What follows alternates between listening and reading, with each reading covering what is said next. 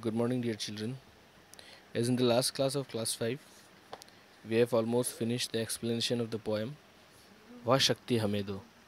हमने यह कविता वह शक्ति हमें दो लगभग समाप्ति कर चुका था। मैंने आपको एक एक पैराग्राफ समझाया था, प्लस मैंने आपको इसके कवि के बारे में बताया था, जो कि है मुरारी लाल शर्मा देशबंधु। तो आज हम कुछ प्रश्न उत्तर करेंगे। प्रश्न उत्तर में जाने से पहले मैं एक बार आपको फिर से शब्द अर्थ के बारे में दोहरा देना चाहता हूँ, जो कि हमने किया था पिछली कक्षा में। जैसे कि पहला शब्द अर्थ है दयानिधे। दयानिधे का अर्थ है ईश्वर। उसी प्रकार पर सेवा मतलब दूसरों की सेवा। निबलो मतलब कमज़ोर हो। विकलो मतलब जिनके किसी अंग में दोष हो। संताप मतलब कष्ट। तारे मतलब दूर करे। छल मतलब धोखा। दंभ मतलब घमंड। द्वेष मतलब ईर्ष्या। पाखंड मतलब झूठा दिखावा करना।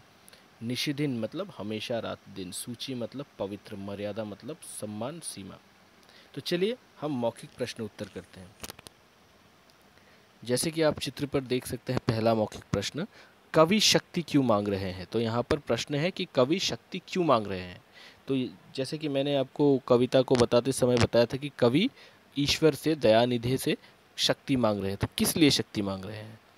तो उत्तर लिखा है, देखिए, कवि शक्ति इसलिए मांग रहे हैं ताकि वे अपने कर्तव्य मार्ग पर डटे रहे। ताकि वे अपने कर्तव्य मार्ग पर डटे रहे। तो कवि शक्ति किस लिए मांग रहे हैं। कवि शक्ति इसलिए मांग रहे हैं ताकि वो जो कर्तव्य मतलब जो कर्म करते हैं, जो काम करते हैं, उस पर हमेशा डटे रहे, अमल करे। दूसरा प्रश्न है, कवि किनके संताप हरने की बात कर रहे हैं। तो यहाँ पर कवि संताप हरने की बात कर रहे हैं। संताप हरना मतलब दुख हरना, दुख, किसी के दुख को ले लेना। जैसे कि हम कविता पढ़ने के बाद हमें ज्ञात हुआ कि कवि दूसरों के दुख नहीं देख सकते हैं। तो वो किनके संताप, संताप का अर्थ होता है दुख, किनका संताप हरने मतलब ले लेना चाहते हैं। कवि दीनहीन निबलो विकलो के संताप हरने की बात कर रहे हैं। तो कवि यहाँ पर किनके संताप, किनके दुख को मिटा देना चाहते हैं। जो दीनहीन है, जो गरीब है, निबलो विकलो के संताप हरना की बात कर रहे हैं। फिर से मैं दोहराता हूँ, कवि किनके संताप हरने की बात कर रहे हैं। कवि दीनहीन निबलो विकलो के, दीनहीन मतलब गरीब जन, और निबलो विकलो मतलब जो विकलांग होते हैं, अर्थात हैंडीकैप, के संताप हरने की बात कर रहे हैं। तो यहाँ पर कवि इन लोगों के, गरीब और निबलो विकलो के संताप हरने की बात कर रहे हैं।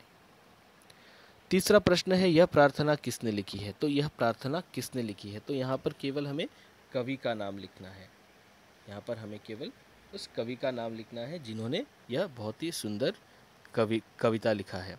तो यह प्रार्थना किसने लिखी है। यह प्रार्थना मुरारी लाल शर्मा देशबंधु जी ने लिखी है। तो इसमें कवि का नाम क्या है, मुरारी लाल शर्मा देशबंधु। तो यह प्रार्थना किसने लिखी है। यह प्रार्थना मुरारी लाल शर्मा देशबंधु जी ने लिखी है। तो चलिए और एक बार हम दोहरा लेते हैं कि हमने आज कौन कौन से प्रश्न किए हैं। पहला प्रश्न, कवि शक्ति क्यों मांग रहे हैं। कवि शक्ति इसलिए मांग रहे हैं ताकि वे अपने कर्तव्य मार्ग पर डटे रहे। फिर दूसरा है, कवि किनके संताप हरने की बात कर रहे हैं। कवि दीनहीन निबलो विकलो के संताप हरने की बात कर रहे हैं।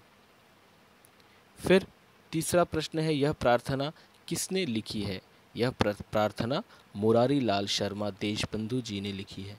मैं चाहूँगा कि आप सभी बच्चे इन प्रश्नों को ध्यान से पढ़ें, इनका उत्तर जो जैसे मैंने आपको बताया, समझाया, इसको समझने की कोशिश करें। साथ ही साथ जो हमने कविता, मैंने आपको एक्सप्लेन किया था, मैंने कविता के बारे में एक एक चीज़ समझाया था, उसको अच्छे से, कविता को अच्छे से पढ़े, उसको उच्चारण करना सीखे, उसका मतलब समझे, कवि का नाम जाने। साथ ही साथ जो मैंने आपको शब्दार्थ करवाया था, उस शब्दार्थ को ध्यान से पढ़े, उन अर्थों को समझे। आज की कक्षा में हमने मौखिक के 3 प्रश्न किए। तो आज की कक्षा में यहीं पे समाप्त करता हूँ। दूसरे कक्षा में मैं आपको इसी पाठ के लिखित प्रश्न उत्तर जो बाकी हैं वह करूँगा, और साथ ही साथ आने वाली कक्षाओं में मैं सोच कर लिखो प्रश्न और कुछ व्याकरण संबंधी अभ्यास जो इस टेक्स्ट बुक में है वो भी बताऊँगा आपको। तब तक के लिए